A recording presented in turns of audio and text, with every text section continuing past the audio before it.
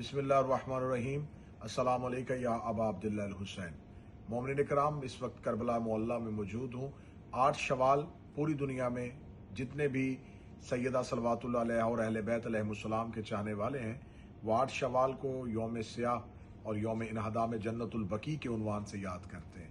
یہ وہ دن تھا جس دن آل سعود نے آل رسول کے مدینہ منورہ میں جنت البقیع میں مزارات مقدسہ کو گرایا اور منہدم کیا۔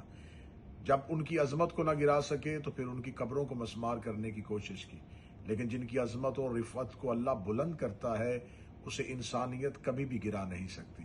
پوری دنیا میں رہنے والے مومنین سے گزارش ہے جناب سیدہ کی اس مظلومیت پہ اپنا اپنا احتجاج ریکارڈ کروائیں اور انہدام جنت البقیع کے اس دن کو اپنا مذہبی فریضہ سمجھ کے، اپنا شرعی فریضہ سمجھ کے اس دن کو منائیں اور اپنا احتجاج آل سعود تک پہنچائیں۔